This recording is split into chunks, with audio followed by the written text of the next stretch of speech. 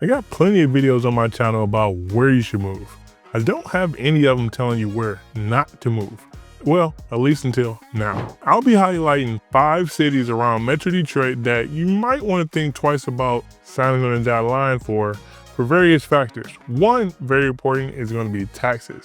And we're going to be giving you examples at one price point, which is $500,000 for all of the cities, and telling you what your tax bill might be. And that might cause you to rethink if you want to purchase there or not. Let's dive on in right now. All right, the first city on our list, that's going to be Hazel Park, Michigan. So something good about it is its location. I mean, it's right there east of Ferndale and then north of the Detroit border. So if you want to be close to Detroit, but not necessarily in Detroit, and you want to be close to Royal Oak and all the action, but not actually pay the prices for Royal Oak, then Hazel Park is a place that people sometimes look for. Now, what some people don't think about is that in Hazel Park, it has the highest, I mean the highest, millage rate of any city inside of Oakland County. You may not be familiar with millage rates, but millage rates are really what dictate what your housing tax bill is going to be, or your property tax bill is going to be. And so let's give an example. In Hazel Park, we take a $500,000 house that you buy in Hazel Park, which there aren't a ton of them, just to get that straight, because the prices there are a little bit lower. But if you were to buy one for $500,000, you could expect to pay an annual tax bill of $18,000. And that's with you living in a property. Forget about it if you ever wanted to rent it out. Beyond that, I mean, Hazel Park is an emerging city, and it's a place that you can kind of look to enter at a lower price range, generally trading in the low 200,000s and high 100,000s to be able to get a property here. But the taxes to taxes. Additionally, in Hazel Park, you don't get a lot for your money. There's not a lot of great parks, not a lot of great shopping, restaurants, or a true downtown area. So it's kind of like, all right, what am I paying this high tax bill for? All right, the next one on my list kind of hurts my heart to put on here, but I gotta keep it real, and that's gonna be Ferndale, Michigan. Ferndale is a place that I definitely move a lot of people to, and that a lot of people who want Royal Oak, but not necessarily want to pay Royal Oak price point on the top end, they moved to Ferndale. And Ferndale has a lot of great things going on for it. Historically, it was like a much cheaper area, but now prices are starting to rise here for sure. Has a lot of great amenities, like a great downtown area. Now I'm on Woodward is where it kind of crosses at, and you got restaurants galore, bars, places to, shop, and all types of activity going on down there. They got a great sense of community as well. But here as well, you got to deal with very high tax rate here. I tell a lot of clients that if you're shopping in Ferndale, you probably could pay a little bit more for a house in Royal Oak and still have the same mortgage payment because the tax rate is that much different. Now, its location I alluded to, so it's going to be east of Oak Park and then north of Detroit. And then if you go a little bit further north, you're going to touch Pleasant Ridge, Huntington Woods, and then boom, Royal Oak. Now, beyond that, the houses aren't huge here in Ferndale. And so you're gonna have a ton of bungalow style homes as well. So if that's not really your jam, then it might not be that great of a place to shop for you. And additionally, having a large yard is not something that's all that common in Royal Oak either. So you got smaller lot size too, and sometimes a lot smaller homes. So just something to keep on your radar as you're thinking about maybe moving to or maybe not moving to Ferndale. And last but not least, the tax is a little bit high in Ferndale as well. So if you bought a $500,000 house, you can expect to have about a $12,000 tax bill in Ferndale every year. All right, for the next one on our list, we're gonna move on out of Oakland County. We're gonna head right now into Wayne County. We're gonna head inside of Detroit, but not in the city of Detroit. That city is gonna be Hamtramck. Hamtramck is a city literally inside the city limits of Detroit. We're gonna be just north of downtown, a little bit closer to the city's east side, but it is not a part of Detroit.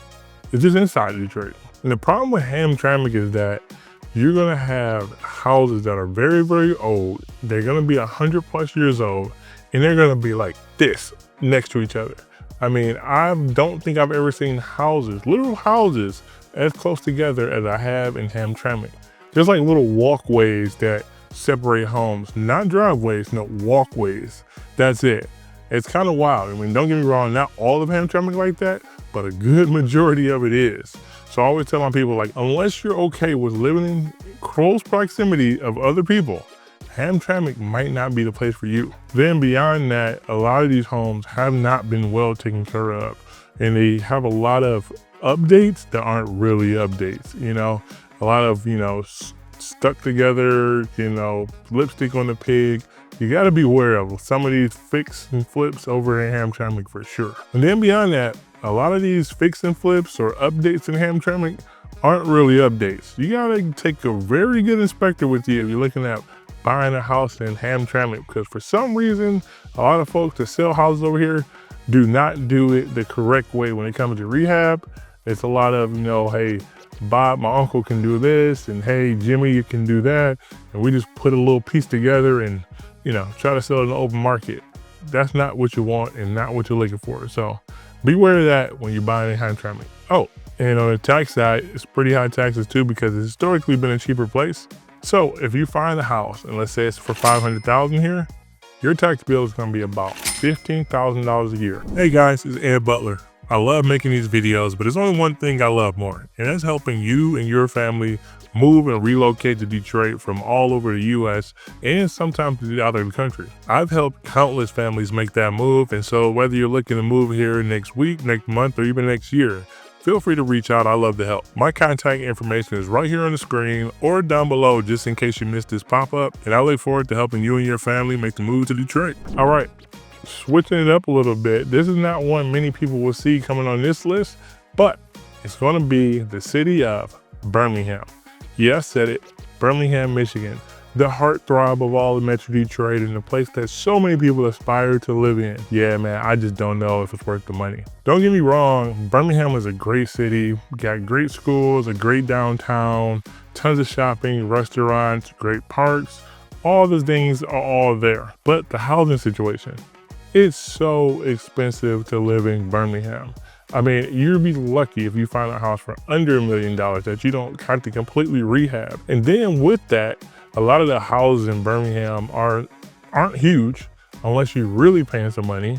And then the lot size is tiny. I mean, my wife even said that she wouldn't live in Birmingham if you gave it to her because she enjoys our yard and everything like that so much. Beyond that, because it's so expensive that like, I just kind of feel like you could take that money and buy a really big house in Troy. You had pretty good schools there, or any of the surrounding suburbs. I mean, hey, that's just my 2 cents on it, and that's the reason I'm kind of hating on Birmingham. Or even go over to Beverly Hills Village, because Beverly Hills Village is going to have the same Birmingham schools, but you just won't have to pay as hefty of a price tag because your address won't say Birmingham. Lastly, if for somehow you could find a house in Birmingham for $500,000, your tax bill will be $9,600. So taxes aren't bad, but that's because the price of the houses are so high that you really can't have an astronomical tax bill or millage rate there, or it would just blow people out of the water. Last but very not least is another one in Wayne County, and that's gonna be Harper Woods. Now, one thing that I do like about Harper Woods is that there's a little sliver of it that's bordering Grosse Pointe that you could purchase in and get Grosse Pointe schools. So you can buy at the Harper Woods price point and then get A+ schools in Grosse Pointe.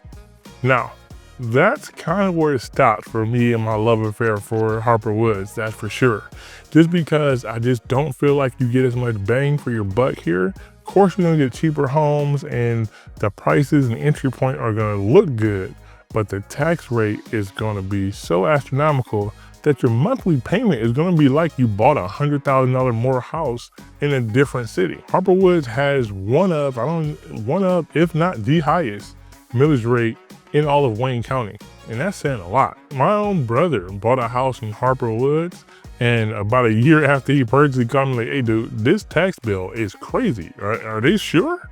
Like, yeah dude, I tell you, that's no joke. The price was right, but that monthly payment is going on up. And to give you an example of this is gonna be the highest tax bill that you will receive if you purchase a house for $500,000 on this list. Drum roll please. At $500,000, you're gonna be paying $23,000 a year in property taxes. Before you even touch your payment on your house, anything in property taxes, if you bought a house in Harper Woods for $500,000. Man, that hurts even thinking about it. There you have it. There's 5 cities in Metro Detroit that for various reasons, the reality versus their curb appeal might not match up. Yeah, you might see the shiny, price tag that, hey, I can afford that. But that monthly payment, because of the taxes, might be through the roof. So these are some things to consider when you're searching or looking at any of these cities.